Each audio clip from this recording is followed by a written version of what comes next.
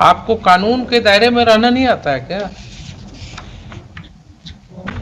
आपको कानून के दायरे में रहना नहीं आता है क्या? आपको कानून के दायरे में रहना नहीं आता है क्या? जिला पंचायत कार्यालय में काम करते जिला पंचायत कार्यालय में।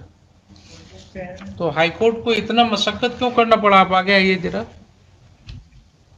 हाईकोर्ट को इतनी मशक्कत क्यों करनी पड़ी आपसे ऑर्डर कंप्लायंस कराने में? आपको कानून के दायरे में रहना नहीं आता है क्या? क्या समस्या है आपकी, बताइए। क्यों आपने इतना इस मैटर में इतना डिले क्यों किया? कोर्ट को आप क्यों उल्टा पुल्टा समझाते रहे, कुछ कभी कुछ कभी कुछ और?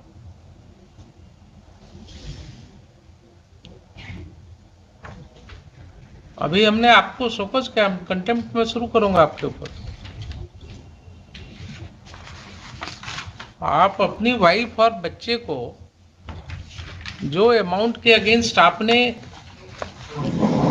अपील भी नहीं किया है,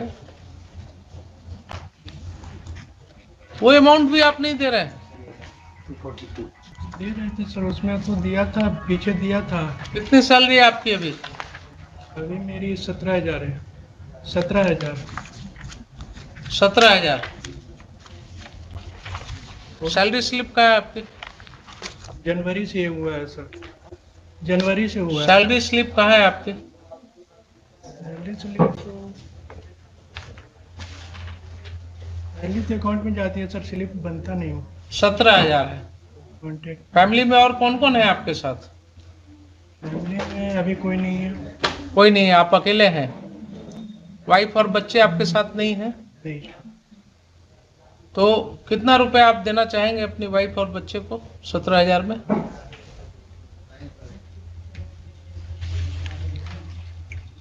उन्होंने इन्हांसमेंट के लिए प्रेयर किया है कि ये जो रुपया दिया गया है वो कम दिया गया है उनको, तो आप कितना रुपया उनको देना चाहेंगे? सर बीच में आपकी पत्नी और बच्चे हैं आप, और आप इस तरह से उनको नहीं ट्रीट कर सकते हैं। सर कॉन्ट्रैक्ट की नौकरी है, कभी भी वो हटा सकते हैं, और बीच में थोड़ी ना, जब आपको हटाएंगे तब देखेंगे फिर। हाँ, जॉब में भी नहीं था। आपको जब हटाएंगे तब देखा जाएगा। आप जब जॉब में नहीं थे उसकी बात मैं नहीं कर रहा हूं, मैं अभी की बात कर रहा हूं। आप जॉब में कब से आए? जॉब में आया हूँ 2018 से। 2018 से आप आए हैं? तो 2018 के पहले का आपको मैं इम्पोज नहीं कर रहा हूं लायबिलिटी। अभी 17,000 रुपये आपको मिल रहा है। आपका खर्च कितने में चलता है? 6-7 हज़ार रुपया लगभग। 6-7 हजार रुपया। और परिवार बड़ा है तो सब देखना पड़ता है, तो अभी तो आपसे हमने पूछा कि और कौन है आपके साथ, आपने कहा और कोई नहीं है। फैमिली वगैरह और देखना पड़ता है ना सर। नहीं, वेगली मत बोलिए, मैं इंक्वायरी करा दूंगा। आप कोई एक शब्द में मुझे मत समझाइए। आपके ऊपर और किसी की जिम्मेवारी है? नहीं, अभी नहीं है ना? तो आप साफ सुथरा बताइए, कोर्ट है। तो आपका खर्च कितने में चलता है? लगभग वही 5-6 हजार मान लिया। तो आपका खर्च अगर 5,000 रुपये में चलता है तो आपकी पत्नी को भी तो 5,000 रुपया चाहिए ना? 17 साल की बेटी भी हो गई। एक मिनट रुकिए तो जरा सा। आपकी पत्नी को भी 5,000 रुपया चाहिए ना? नहीं चाहिए? आप 5,000 रुपया खाएंगे और आपकी पत्नी कैसे काम चलाएंगे अपना?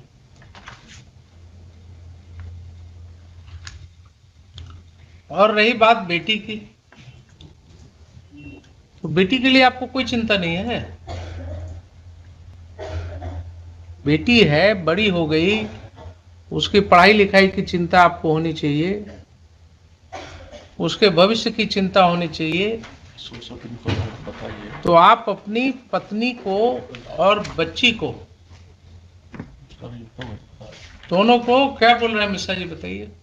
इनका कहना है कि वो पहले से कमाती थी, अभी भी कमाती है, ये इनका कहना था। कोई एविडेंस है?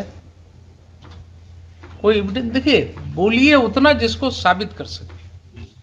आप दिखा दीजिए ना। अभी तो हमने रिवीजन अलाउ किया एक केस में जिसमें वो लेडी आंगनवाड़ी सेविका के रूप में काम कर रही थी एंड कंट्रोवर्ट नहीं किया।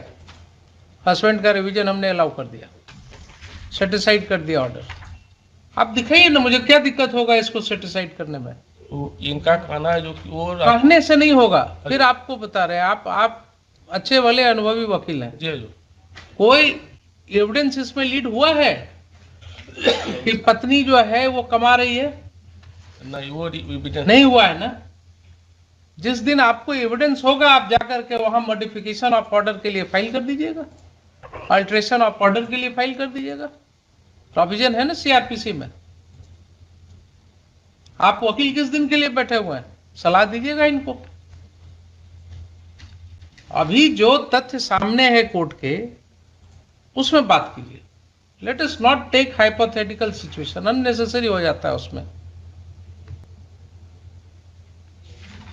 Fact remains that in this case you have not laid any evidence showing that your wife is engaged in any gainful employment. Subsequently implied हुआ है। तो आपको किसी ने रोका क्या? सब्सिक्वेंटली अगर इम्प्लाई हुआ तो आपको किसी ने रोका? आप एक अल्ट्रेशन ऑफ ऑर्डर के लिए फाइल कर देते पिटीशन, वहां दिखा देते कि देखिए साहब circumstances have changed now, she is herself having sufficient income, therefore I need not pay her. किसने रोका आपको? तो ये तो 3 साल से अभी हाईकोर्ट को मशक्कत करनी पड़ रही है इनसे रुपया दिलाने में, जो जिसके अगेंस्ट इन्होंने अपील भी नहीं फाइल किया 3 साल से, वो रुपया भी नहीं दे रहे थे। सर्विस का ब्रेक कर गया था, ये बता रहा था। अभी कैसे पेमेंट हो गया? 3,81,000। तो हजूर का डंडा चला था, हजूर कोर्ट का डंडा चला था। कोर्ट का डंडा नहीं होता है, कोर्ट का डंडा कोर्ट कभी नहीं चलाती है। कोर्ट जो है वो कानून के दायरे में बताती है कि तुम्हारा क्या हाल होने वाला है।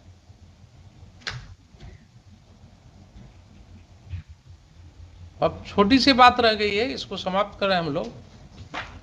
अभी 17,000 इनकी सैलरी है, 2,500 रुपया इनकी वाइफ को है, 1,000 रुपया बेटी को है, ठीक है।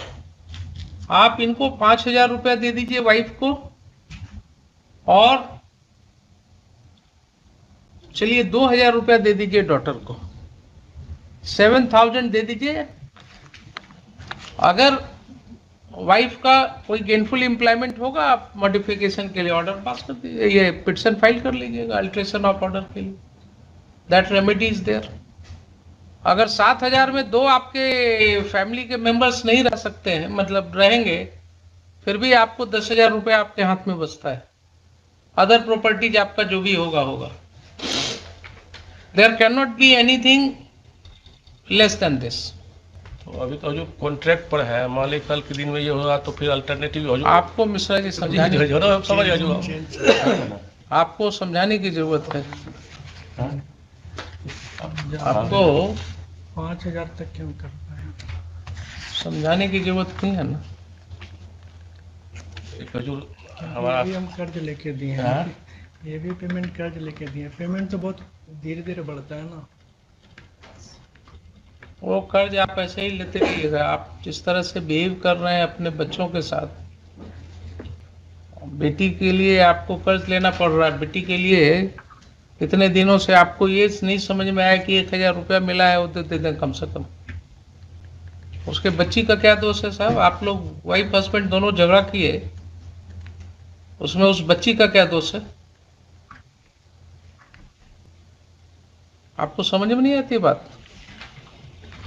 जो बच्ची पैदा हुई उसका क्या दोष है इसमें? आप उसके साथ भी वही व्यवहार कर रहे हैं। वाइफ और हस्बैंड का तो समझ में आया कि आपस में नहीं पटा, आपका झगड़ा हुआ, तो आपने सोचा कि उसको सबक सिखाना है, नहीं देते हैं। लेकिन बेटी के बारे में तो सोच लिया होता। आपका कंडक्ट जो है वो ठीक नहीं है इसमें। बोलिए मिश्रा जी।